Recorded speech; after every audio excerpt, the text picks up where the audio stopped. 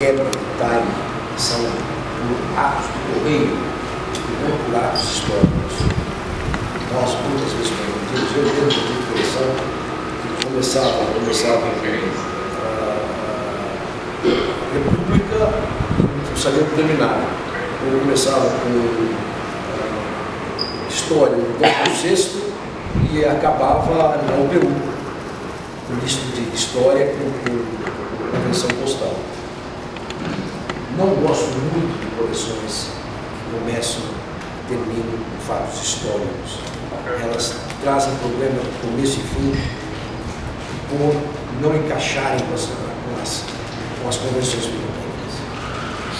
Mas o time hoje é muito importante. Eu dizia no começo que quem começa pensando numa coleção de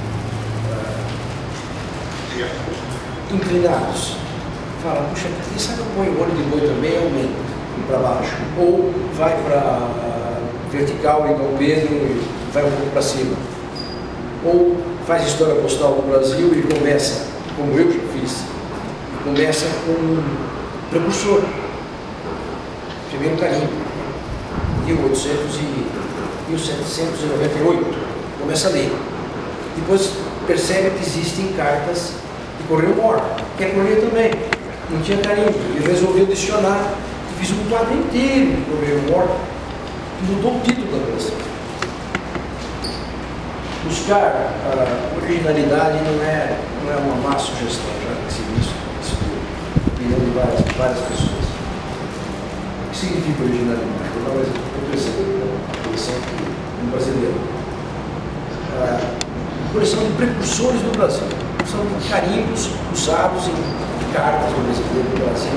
1798, bem dividido, time, até o olho de boi. Você pode chamar precursores do Brasil. Ou você pode chamar Long Way de Bullseyes. O nosso livro está aqui, chamou a coleção dele, que é altamente criativa. Eu achei essa leitura até um olho de boi que eu fiz na coleção, que não seria permitido se ele chamasse a coleção de precursores ou carimbos precursores do Brasil. Isso é originalidade. Seu título só estará definido após a introdução estar escrita. Eu vou falar sobre isso daqui a pouco, mas e vice-versa. Na hora que a gente escreve a introdução de uma coleção, você pode mudar o título e vice-versa. E acontece, já aconteceu comigo, deve acontecer com todos vocês que são expositores. Não definir um título significa perder o foco e desanimar. Pode acreditar em mim. É fracasso. Se você não define bem o seu título, você está fadado ao fracasso como expositor. E jogar dinheiro fora, que já aconteceu com todos nós, todos temos nossos troféus comprados, pensando numa determinada sequência, num determinado tratamento, num determinado título, e isso aqui não entra mais na minha cabeça. Vender, comprou porque era crucial, deixou de ser crucial. Subtítulo, algo também que a pessoa poucas pessoas tomam o máximo cuidado quando começam a coleção. Só começa a aparecer esse problema no desenrolar dela quando ela evolui.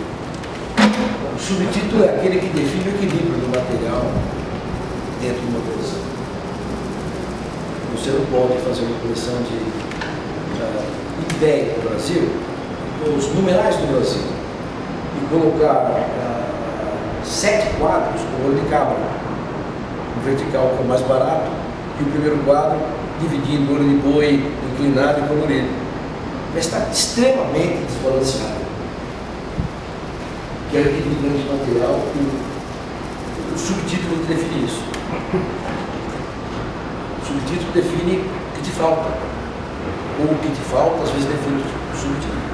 Desde que o título esteja bem molado. Senão, tudo pode mudar. Aliás, eu falei isso antes que apareceu a frase. O subtítulo faz você repensar no título, muitas vezes, e vice-versa. O subtítulo define o tratamento, já falei no primeiro quadro, que a interação entre material e título é o tratamento da coleção. subtítulos são criados quando aparece material novo. Também é verdade. Se não tem nada, então não tem aquele subtítulo. Mas é importante dentro do título, abre um subtítulo. Por isso, coleção é dinâmica. A ordem alfabética, isso na minha opinião, é um tratamento muito pouco criativo. Por exemplo, a coleção de carimbos do Brasil, que todos nós já, ou quase todos nós já tentamos fazer ou fizemos. Você quer fazer uma coleção de carimbos do Brasil. Qual é o jeito mais fácil? De A a Z. Agora cidades que tem a letra A, começa lá com amarelo, qualquer coisa assim. E vai por ordem alfabética. Isso é bom para colocar no classificador. Para apresentar uma coleção é muito pouco criativo, muito sem graça. É muito mais interessante partir para rotas ou convenções postais. Bom, chega de título por enquanto, material de uma coleção. O material na avaliação pelos jurados, eu falo no o seguinte, é o material determinante. Qual é o material determinante de uma coleção? Esse é o índice do assunto material. Material novo em história postal, pode ou não pode? Vou responder. A aquisição de material permitir dar palpite para vocês, baseado na minha experiência, que pode estar errada, e aceito sugestões. E material ou título? Outra vez vou falar de título. O que vem primeiro? Alguém tem a resposta? Não. Tem material. Tem o material. Você tem o material, então você bola o título.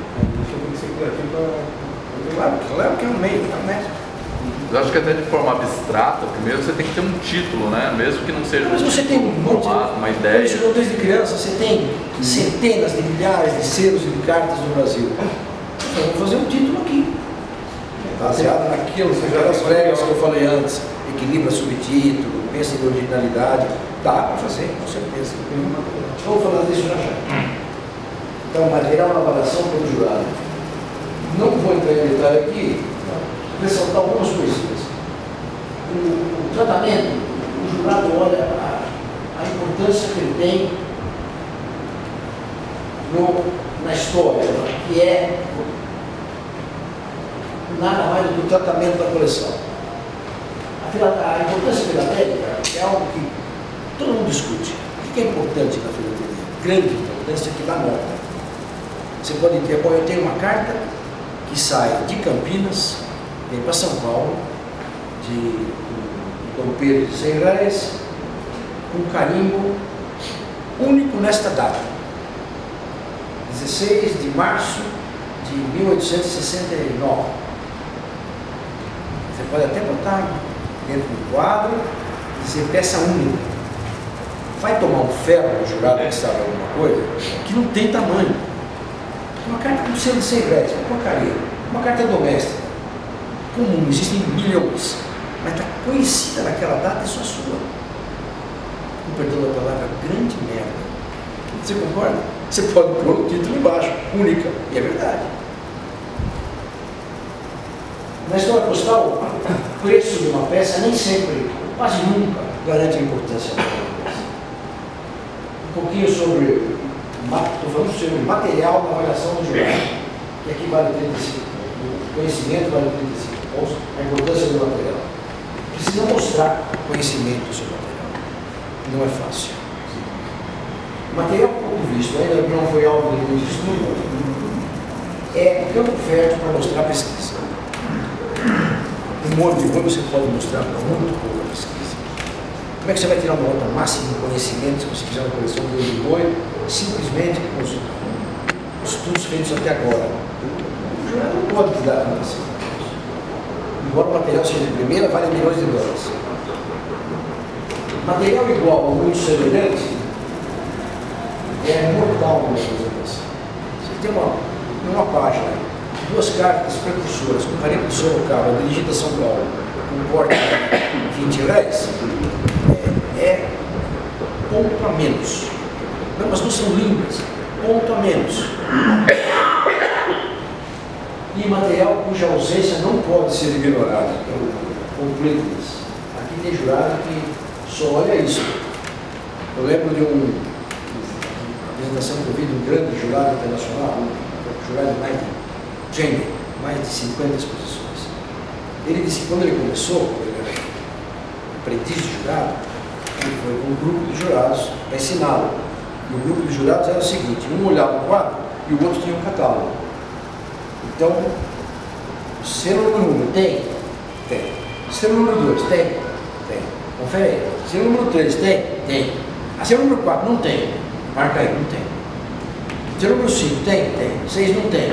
E aí era feito o julgamento de coleção completa, boa, a coleção pode ganhar um grande prêmio, a coleção de pele do Brasil, sem ter o Backstreet, sem ter o Chipó, pode ganhar. Eu já ganhei, outros já ganharam. Aí os de vale ponto, eu preciso falar da comissão, que é Lupensa, Ferrugem, Varso, Envelope, etc. Me lembro aqui do finado Alfredo Abões, quando eu comecei na filatelia, eu ia ali na Livro Belaró, sentava lá na frente dele, olhava, puxa, isso aqui é raro, né? Ele dizia, olha, chamava de menino, faz tempo, hein? Olha, não compra. Você dá uma sugestão, só compra quando tem qualidade. Você não precisa disso. Você vai achar outro muito melhor. Não compra só qualidade. O que é raridade? A raridade é ser reconhecida escassez e dificuldade de aquisição. Tão simples quanto isso. O que é raridade? Portes raros, primeiro uso de uma convenção, último uso de uma convenção. Representação que eu falo aí. Qual é o material que é determinante de uma coisa? Vou pedir opinião de vocês. É aquele que desbanja a realidade. Uma exposição basicamente de história postal. Pode ser tradicional.